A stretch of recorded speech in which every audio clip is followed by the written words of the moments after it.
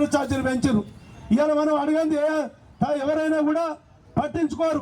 పొన్నం ప్రభాకర్ గారు అయినా 10 సార్లు రిప్రజెంటేషన్లు ఇస్తున్నారు. ఇక కొన్ని యూనియన్లు అయితే పోతున్నారు, ఫోటో దిగుతారు, ఇస్తున్నారు. నేను 2 సార్లు మాట్లాడాను. ఒకసారి పెద్దలు చాడ వెంకరెడ్డి గారిని తీసుకుపోయి పరిచయం చేయించుకున్నాను. మళ్ళీ ఒకసారి రెండోసారి సెక్రటరియట్లో చర్చలు జరిపినప్పుడే మాట్లాడాను. ఆయన రిప్రజెంటేషన్ తీసుకుంటే మా ప్రభుత్వం మీ ఆటో డ్రైవర్ల పక్షాన ఉంది, ఆటోలో మా వాళ్ళు, మా కుటుంబమే ఆటో వాళ్ళు, మీకు ఒక్కరికి అన్యాయం జరిగిన మేము ఉన్నామంటాడు. కానీ మనకు 12,000 ఇస్తామని చెప్పి మొన్న పార్లమెంట్ ఎన్నికల్లో పత్రికలలో టీవీలలో ప్రకటన చేసుకున్నారు. మరి ఏమైంది? అలా బడ్జెట్లో ₹1 కేటాయించాలి కార్మికుల కోసం.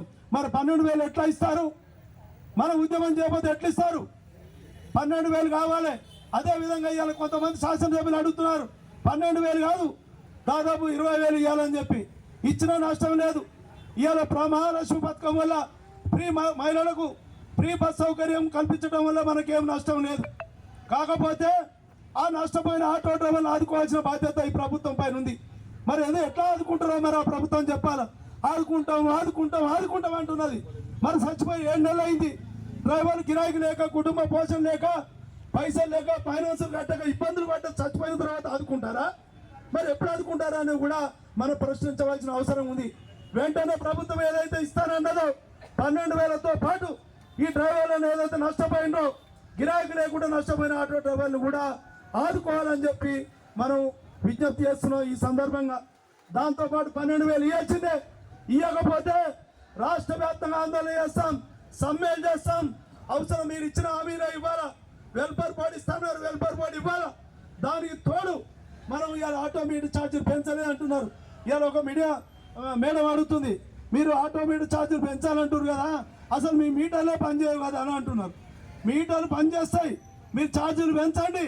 పెంచిన తర్వాత మా వాళ్ళు మీటర్ మీద పోవడానికి అవకాశం ఉంటుంది, మీటర్ మీద పోవడానికి ఇది ఉంటుంది. కాబట్టి మీరు అవకాశం ఇవ్వాలని చెప్పి, మీటర్లు పెంచాలని చెప్పి మనం డిమాండ్ చేస్తున్నాం.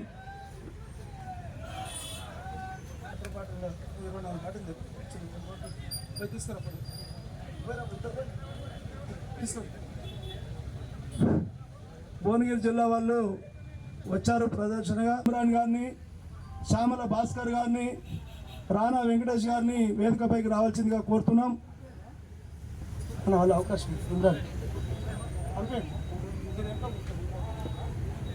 మనకు. అదేవిధంగా నేను పార్లమెంట్ ఎన్నికల ముందే ట్రాన్స్పోర్ట్ కమిషన్తో పర్సనల్ కలవడం జరిగింది. కలిస్తే వారు ఒకటే చెప్పడం జరిగింది, ఈ రాష్ట్రంలో కానీ హైదరాబాద్లో నగరంలో కానీ 2 వీలర్లకు ఎలాంటి అనుమతి లేదు అని చెప్పడం జరిగింది క్లియర్గా. జేటీసీ గారిని పిలిచి అనుమతి లేదని చెప్పింది. మరి అనుమతి లేనప్పుడు ఎందుకు ఉపేక్షిస్తున్నారు అంటే వాళ్ళు కొద్ది సమయం అడిగినట. ఆ సమయం అయిపోయింది. కానీ మన ఆటో డ్రైవర్ల, క్యాబ్ డ్రైవర్లు, ఇక క్యాబ్ డ్రైవర్ల సమస్య చెప్తే వాళ్ళు అనేకం ఉంటారు.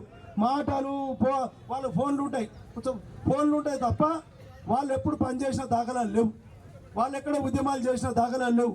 మీరు ఒకటే మేము అడిగేది, మనం స్పందిస్తే మేము రాష్ట్ర ప్రభుత్వ మంత్రి గారి దృష్టి కూడా తీసుకుపోవడం జరిగింది. 2 వీలర్ వల్ల జరిగే నష్టం మేము ఏం చేయాలి? మహాలక్ష్మి పథకం ద్వారా ఫ్రీ బస్సు వల్ల ఆటో డ్రైవర్లు నష్టపోయినారు కదా, ఆ నష్టపోయిన ఆటో డ్రైవర్లకు ఏం చేయాలంటే మేము 2 వీలర్ నిషేధం చేయమని చెప్పినాం. ఓలా, ఉబర్ యాప్లను నిషేధించి 0 యాప్ పెట్టమని, కొత్తగా యాప్ పెట్టమని అడిగినాం. దానివల్ల కొంత ఆదాయం ఉంటుందని చెప్పినాం నేను మంత్రి గారు చెప్పాను, మంత్రి గారు పరిగణలో తీసుకుంటానని చెప్పారు. కొంతమంది ఇతర జిల్లాల ఆటోలు మీరు అంటున్నారు. నాకు అందులో పెట్టలే కానీ పాంప్లెట్ వేసిన మెమోరాండంలో ఉంది. అందులో కొన్ని బ్యానర్ మీద జరగలేదు. మేము ఇతర జిల్లాలు ఎల్పిజి, సిఎన్జి తీసుకున్న ఆటోలు నడవద్దని మన రూల్లే ఉంది. మరి ఎందుకు నడుస్తున్నాయండి? వాళ్ళు 500 మంది 1000 మంది వాళ్ళు వెళ్తారు, కదిలికి వెళ్ళి కమిషనర్ ఆఫీస్ కాళ్ళు వెళ్ళి పెట్టగలుగుతారు. మరి మీరు ఎందుకు వెళ్ళట్లేదు? మన అందరం గిరాకీ చేసుకుంటే వాళ్ళు రోడ్ల మీద నడుపుకుంటుంటే మనం ఉద్యమం చేయకపోతే వాళ్ళు ఎట్లా పని చేస్తారు చెప్పండి? వాళ్ళ చట్టం వాళ్ళకు ఉంది, వాళ్ళు ఎట్లా బతకాలి? మీరు వాళ్ళ ఆటో డ్రైవర్లే కదా అని చెప్పి మన వాళ్ళు కొంతమంది అంటుంటారు. కానీ ఆటో డ్రైవర్లే. అందుకేం చెప్పినాం, వాళ్ళకి ఆ బండ్లు తీసేసి బండ్లు ఇవ్వమని కొత్తగా మేము పర్మిట్లు ఇవ్వమని చెప్పినాం. మళ్ళీ వాళ్ళందరూ 5,000 మంది ఉన్నారు. 5,000 మంది ఏం కావాలి? 5,000 మంది ఆటోలు వాళ్ళు బ్రతుకుదనివే కదా. అందుకే ఆ ఆటోలు తీసేసి హైదరాబాద్ పర్మిట్లు ఉన్న ఆటోలు ఇవ్వమని చెప్పినాం. వాళ్ళ జీవనోపాధి దెబ్బతింటుంది. వాళ్ళు మీ ఆటో డ్రైవర్లే కదా. మరి మీ యూనియన్లో లేనంత మాత్రాన మీరు వాళ్ళ డ్రైవర్లు కాకుండా పోతారా అని చెప్పి ప్రభుత్వం ప్రశ్నిస్తుంది. కాబట్టి అందుకే వాళ్ళకు హైదరాబాద్లో అనుమతి ఉన్న పర్మిట్లు ఏమని చెప్పినాం మనం. అది వాళ్ళకి కొత్తగా మనం ఏమని అడగలే, వద్దని అడగలే. కాబట్టి ఆ సమస్యల మీద ఈ మోటారు వాహనాల చట్టం మనకు తెలుసు, సెంట్రల్ గవర్నమెంట్ తీసుకొచ్చింది. గతంలో ఈ రాష్ట్రంలో కేసీఆర్ ముఖ్యమంత్రి ఉన్నప్పుడు అసెంబ్లీలో ప్రకటించారు, నేను ఈ రాష్ట్రంలో ఏ చట్టమైనా పేద ప్రజలకు డ్రైవర్లకు నష్టమయ్యే చట్టాన్ని ఈ రాష్ట్రంలో అమలు చేయాలని ఆనాడు చెప్పడం జరిగింది. కానీ కాంగ్రెస్ ప్రభుత్వం అధికారంలోకి వచ్చిన తర్వాత మళ్ళీ దాన్ని తిరగతోడి చట్టాన్ని ఇంప్లిమెంటేషన్ చేయడానికి ఈ రాష్ట్ర ప్రభుత్వం ప్రయత్నం చేస్తుంది. కాబట్టి మనం దాన్ని ఆ మోటార్ వెహికల్ యాక్ట్ చట్టాన్ని రద్దు చేయాలంటున్నాం. సరే, రద్దు చేయకపోయినా ఈ రాష్ట్రంలో అమలు చేయకూడదని చెప్పి మనం అందరం కూడా కోరుకోవాలా. దాన్ని అమలు కాకుండా చూడవలసిన బాధ్యత మన అందరిపైన ఉంది. అదే కనుక అమలు చేసినట్టయితే వేలాది రూపాయల ఛానళ్ళు వస్తాయి. మరి వేలాది రూపాయల ఛానళ్ళు ఎక్కడ కడతాం చెప్పండి? ఆ ఛానళ్ళు ఆ విధానం ప్రకారం, ఆ పద్ధతి ప్రకారం మన ఏఐటీసీ రాష్ట్ర ప్రధాన కార్యదర్శి కామ్రేడ్ ఎస్ బాలరాజు గారిని, అదేవిధంగా ఏఐటీసీ రాష్ట్ర కార్యదర్శి కామ్రేడ్ ఓమే గారిని కూడా వేదికపైకి రావాల్సిందిగా కోరుతున్నాం. ఓమే గారు రండి. సరే, ఏదేమైనా మనం అడిగిన డిమాండ్లలో ప్రభుత్వానికి ఏం నష్టం లేదండి. ఇవాళ మీటర్ ఛార్జీలు పెంచడంలో ప్రభుత్వానికి వచ్చే నష్టం ఏం లేదు. ఒక 12,000 ఇస్తేనే నష్టం ఏమైనా అయితే నష్టం అయితే ఉండొచ్చు బడ్జెట్, కానీ సంక్షేమ బోర్డు ఏర్పాటు చేయడంలో నష్టం లేదు, కొత్త ఆటో పర్మిట్ చేయడంలో నష్టం లేదు, ఓలా ఊబర్ నిషేధం చేయడంలో నష్టం లేదు, 2 వీలర్ నిషేధం చేయడంలో బడ్జెట్కి ఎలాంటి నష్టం లేదు. కాబట్టి మనం అన్ని సమస్యల మీద ఏసీ ఇన్ని లక్షల కోట్లు పెట్టావు, అన్ని లక్షల కోట్లు పెట్టావు అంటున్నారు. కానీ ఆ లక్షల కోట్లు పోగైంది ఎక్కడి నుంచి అంటే పేదవాడి రక్తం నుంచి, పేదవాడి చెమట నుంచి అక్కడ పోగైంది. కానీ దాని ఫలితాలు మనకు అందట్లేదు. కాగితాల మీద ఏమో మంచిగా అన్ని లెక్కలు వేసుకుంటున్నారు, అందమైన భవనాల్లో కూర్చుంటారు, కూర్చుని ఊహా స్వప్నాలు అంటారు, ఊహా సౌధాల్లో కూర్చుని పేదవాళ్ళకి మేలు చేస్తున్నామని అంటారు. ఇవాళ పోటాపోటీగా చెప్తున్నారు, ముఖ్యంగా టీఆర్ఎస్ వాళ్ళు చెప్పారు. ఇప్పుడు దాని కౌంటర్ వీళ్ళు చెప్తున్నారు. వారైనా వీరైనా పేదవాళ్ళకి, పేదవాళ్ళ శ్రేయస్సు, పేదవాళ్ళ సంక్షేమం వచ్చినప్పుడు ఎవరు కూడా దానికి ప్రాధాన్యత ఇవ్వట్లేదు. ఆ అంశాలపైనే మనమే ఒక్కడే ఉన్నాం, సమయం నాకు తక్కువ ఉంది, తొందరగా ఇప్పటికే ఈ కారు ఏమో ఎక్కడో పెట్టుకుని ఉన్నారు, ఆఫీసులో పెట్టుకున్నారు త్వరలో, మళ్ళీ ఆడికి వచ్చేసరికి అర్ధగంట అయిపోయింది. నన్ను అవగాహన చేసుకుని అర్థం చేసుకోగలను కోరుతూ ఇప్పుడు వెళ్ళి వెంటనే మళ్ళీ మన అంశాలు, నా టర్న్ వస్తుంది బహుశా, మన అన్ని అంశాలు నేను మాట్లాడతాను. సమయం అక్కడ తక్కువ ఇస్తారు మనకి. సరే, ఏమైనా ఒకటి మీ డిమాండ్స్, మహాలక్ష్మి పథకం ద్వారా నష్టపోయిన ఆటో క్యాబ్ డ్రైవర్లను ఆదుకోవటం, ఆటో క్యాబ్ డ్రైవర్లకు సంవత్సరానికి 12,000 ఇవ్వాలి, ప్రకటన చేసినట్టుంది కదా, అది ఇవ్వాలి. రవాణా రంగ కార్మికులు సంక్షేమ బోర్డు ఏర్పాటు చేయాలి. ముందు ఆల్రెడీ చెప్పాను మొన్న.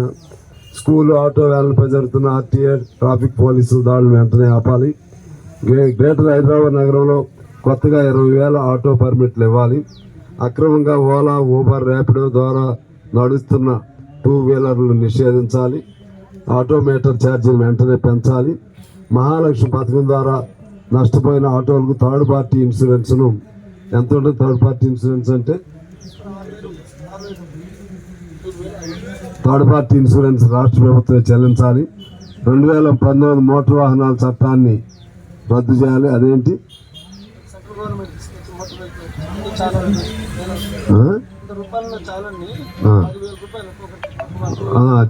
యాక్సిడెంట్స్ అయితే ఓకే రద్దు చేయాలి. యాక్సిడెంట్ బీమా 10 లక్షలు ఇచ్చి సాధారణ మరణాలకు వర్తింపు చేయాలి. ఈ డిమాండ్స్.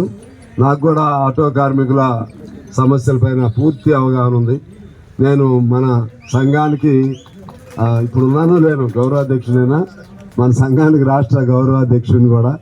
ఎందుకంటే నేను ఫస్ట్ సంఘం నేనే పెట్టాను అక్కడ ఖమ్మం జిల్లాలో, అది 83 ఆ ప్రాంతంలో పెట్టాను. ఈ ఆటో వాళ్ళ కోసం నేను జైలుకి కూడా వెళ్ళాను, కాల్పులు జరిగినాయి. నేను జైల్లో ఉన్నప్పుడు ఇదే అసెంబ్లీలో మన పార్టీ, అన్ని పార్టీలు కలిసి అక్రమంగా జైల్లో పెట్టారని ఒక షార్ట్ డిస్కషన్ ద్వారా చర్చించడం కూడా జరిగింది.